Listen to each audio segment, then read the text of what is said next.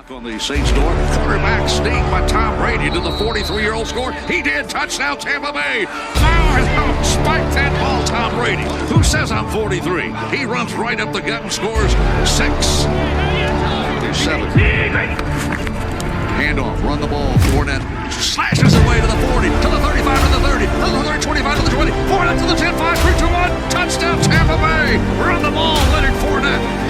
Wow, what a blast up the gut, found daylight, and outran everybody. Fire the cannons, get them going. Bucs win.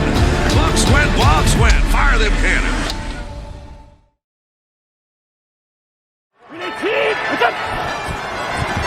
First snap in Vikings territory for Tampa Bay. Brady all day. Downfield. Touchdown, Scott Miller.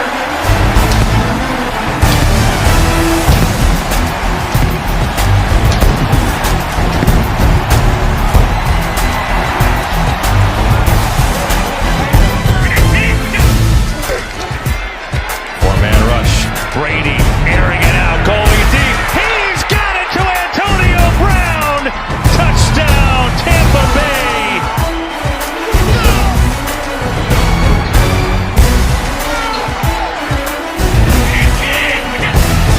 Ronald Jones will get it. Big hole. Jones gets by.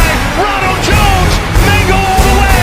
Being chased from behind. Does Jones have enough? Still on his feet. Ronald Jones, 98-yard touchdown. Hello and welcome to another episode of the Swords Up podcast. And today, well, just before I want to get started, I just want to say, boy, I'm so glad I was wrong with my prediction because the Buccaneers are advancing to the Super Bowl. 31-26 win over the Green Bay Packers in the NFC Championship game. And so we're going to be playing the Kansas City Chiefs at home in Super Bowl 55 in about 2 weeks. And so today we're going to be talking about this game, the NFC Championship game, stats, and as well as giving the players of the game from this one. We're first starting out with the injury report and some pretty important news. One injury that I didn't really get to before in the pregame, and that was with Antoine Winfield, who ended up missing this game with an ankle injury. And I said that he was going to be coming into this game questionable, and it turns out after a pretty lengthy pregame workout, he was unable to go in this one. And I think we did miss him at points in this game. But also we were without Jordan Whitehead for most of the game as well. He ended up leaving in the second quarter with a shoulder injury, and that was after he had 2 forced fumbles in the game and a really important one on the Packers running back Aaron Jones, which ended up leading to a Buccaneer touchdown. That was a pretty big loss for us also in this one, so we had both of our starting safeties out for most of the game, and so Mike Edwards was the one who started at free safety, and Andrew Adams came in at strong safety for us. But I also wanted to point out a really key injury on the Chiefs side of things, and that was with their Pro Bowl left tackle Eric Fisher. He suffered a torn Achilles in this game, ended up leaving in the fourth quarter. So that's going to be a huge loss for them. Obviously, I wanted to mention that because we are going to be playing them in the Super Bowl, and I think that's going to be a big loss for them just because of how dominant our pass rush was in this game, and I'll get to that in a bit. But that means that both of the Chiefs' starting tackles will be out for the Super Bowl, and that means 4 of the 5 projected starters from the Chiefs' offensive line at the beginning of the season are going to be missing in the Super Bowl. All right, so now I'm getting into the players of the game for the Bucs, and I wanted to highlight key players of this game because I thought they were equally important and probably the biggest advantage for us in this one, and that was getting pressure on Aaron Rodgers and getting the sacks that we needed to really turn the balance of this game in our favor. And combining on the 5 sacks we had in this game were Shaq Barrett and Jason Pierre-Paul. Pierre-Paul I highlighted as our key player coming into this game, and he delivered. And Shaq Barrett also stepped up really nicely as well. So let's take a look at Shaq Barrett first. And he had 5 total tackles in this game, 2 for a loss, and he had 3 of the 5 sacks. And then looking at JPP, he also had 5 total tackles and 2 for a loss, and he had 2 of the 5 sacks. You know, it just seemed like for the second straight time that we've played the Packers that Aaron Rodgers really looked uncomfortable, and he had to really run around a lot and move outside the pocket. I think the Packers missing David Bakhtiari, with them tearing his ACL before week 17 and him being out for the season, I think they definitely missed him in this game. And Jason Pierre-Paul was definitely able to feast off of the injury. And also Shaq Barrett had quite the day going up against the Packers right tackle Rick Wagner. And so I'd say with Pierre-Paul and Barrett, they were pretty much the main contributors for us to why we won this game. And so hats off to them for their performances. But now looking at the rest of the stats and starting out with the Packers side of things, I mean, Aaron Rodgers played a heck of a game. I'd say he got off to a bit of a slow start in the first half, and it didn't look like they were going to have a great offensive performance. In the first half, almost seemed like it was going to be a repeat of what happened in the first game with these two teams, but Aaron Rodgers did turn it up in the second half and ended up having a good game, I'd say. And in this game, he had 33 completions on 48 attempts for 346 yards, 3 touchdowns, and 1 interception. And then on the ground, once again, as per usual, with opponents coming up against our run defense, not much success at all on the ground. Aaron Jones, the leading rusher, with 6 carries for 27 yards, followed by Jamal Williams, 7 carries for 23 yards, and A.J. Dillon, 3 carries for 17 yards. Leading receiver in this game was Marquez Valdez-Scantling. He had an impressive game for them, 4 catches for 115 yards and 1 touchdown. Devontae Adams was really limited in the first half, but ended up showing up in the second half, and he finished with 9 catches for 67 yards and 1 touchdown. Alan Lazard was third with 3 catches for 62 yards. Mercedes Lewis, 3 for 28. Robert Tonyan, 4 catches for 22 yards and 1 touchdown. Jamal Williams also having 4 catches for 22 yards. And then A.J. Dillon, 1 for 13. Equanimous St. Brown, 1 for 10. And Aaron Jones, 4 for 7. And the Packers were able to come up with 3 interceptions in this one. 2 from Jair Alexander and 1 from Adrian Amos. Leading tackler was actually their nose tackle, Kenny Clark, with 8 total tackles, followed by Dean Lowry with 5 total tackles, and then Zadarius Smith, Christian Kirksey, Chandon Sullivan, and Kevin King each having 4 total tackles, and recording tackles for a loss were Kamal Martin, Ty Summers, Christian Kirksey, Kevin King, and Kenny Clark with 1 each. Kenny Clark also recording the only sack for the Packers in this one. And on kicking, Mason Crosby was perfect, 2 for 2 on field goals and 2 for 2 on extra points. And looking at the Buccaneers side of things, Tom Brady played a heck of a first half, I must say, but really the second half was very different. It seemed like he was a bit too aggressive in the second half, I'd say. I think that was just the game plan overall, and I'll get to that in a bit, but he ended up having, after a pretty impressive first half, finishing with 20 completions on 36 attempts, 280 yards, 3 touchdowns, 3 interceptions. That was the main thing I really wanted to point out, those 3 interceptions that he had in the second half. In my opinion, I think you could place the blame on him for all 3 of them, but I'd say the second one maybe could have been caught by Mike Evans. I know it was a little high, but it did come off his hands, so I think Brady was just a touch high on that throw. And then also I think Mike Evans kind of missed a play on the ball, though it would have been a tough catch, but overall the execution on that one could have been better. And then the other 2 interceptions, the first and third.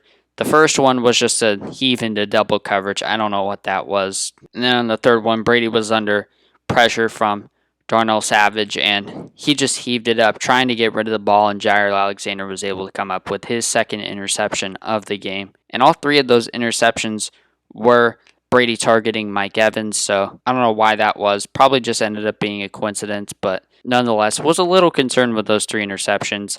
Almost helped the Packers come back in this one, but thankfully we were able to hold on thanks to our defense. And it helped also that we were able to have a really good first half offensively.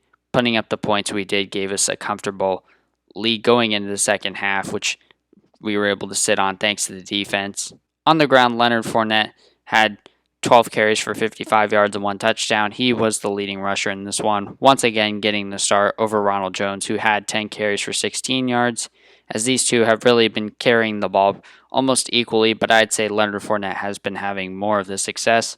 And also Chris Godwin had 1 carry for 6 yards. He had that little jet sweep at the end of the game, which led to us icing this one with him picking up that first down on our last possession. And then Tom Brady with 1 carry for -1 yards, obviously being that kneel down at the end of the game. Leading receiver in this one was Chris Godwin, 5 catches for 110 yards, really bouncing back in this one. Again, had a couple of drops early in this one, but Really everything changed on that huge pass play. On the play before the Leonard Fournette touchdown, Godwin had already dropped a couple of passes before that play, and then he made an outstanding catch on that one. And that just showed how Brady really kept the faith and trust in Godwin after those drops. And he had been struggling for a couple of games coming into this one, but I think that catch was really the turning point in getting Godwin's confidence back, and he ended up having a pretty good game. Mike Evans was second with 3 catches for 51 yards and 1 touchdown. Scotty Miller with a huge play at the end of the first half, a blown coverage by Packers corner Kevin King, and that led to us going up 21-10 going into halftime. And so that ended up probably being the decisive play, you could say. And so he finished with 2 catches for 36 yards and 1 touchdown. And then Rob Gronkowski, 1 catch for 29 yards. That was also a pretty important play on that tight end screen. Cameron Brate, once again, played a big role with a touchdown catch again in this one to go along with 3 catches for 19 yards. And then rounding out was Leonard Fournette, 5 catches for 19 yards. Tyler Johnson, 1 for 16. Leading tackler in this one was Devin White with 15 total tackles. Carlton Davis second with 7 total tackles, and Sean Murphy-Bunting was third with 6 total tackles. I already mentioned that Shaq Barrett and Jason Pierre-Paul recorded the 5 sacks in this one, with Shaq Barrett having 3 and Jason Pierre-Paul having 2, both of them recording 2 tackles for a loss. Sean Murphy-Bunting came up with the 1 interception of Aaron Rodgers. He also had a pass defended. Levante David, Andrew Adams, and Jamel Dean each recorded a pass defended as well. And Jordan Whitehead, I mentioned, had the 2 forced fumbles. So he came up with some pretty big plays in this one. And then Ryan Suckup as well was perfect, going 1 for 1 on field goals and 4 for 4 on extra points. All right, so getting into why we ended up winning this game, and I mentioned that the pass rush was key. I said that we needed to get pressure on Rodgers for our defense to really step up, and that they did. And that was able to help us shut down the game and seal the deal in the fourth quarter, with the Packers threatening a comeback. Those 3 interceptions that Brady had really swung the momentum in the Packers' favor, but the defense did step up, and the Packers were only able to get 6 points off of those 3 turnovers, so that was really key. And the first half offensively was really great. I mean, getting out to that fast start, scoring on that opening drive really set the tone for us. Second half, not really. I thought the approach was a bit too aggressive. Sitting on the 18-point lead we had, being up 28-10 in the third quarter, I think that was a bit risky for us to keep airing the ball downfield like that, which is how 2 of the 3 interceptions happened. And I thought we should have been chewing the clock a little more, trying to run the ball a little more and sit on the lead. But, I don't blame the thinking to be aggressive and take shots and just keep trying to pile on points.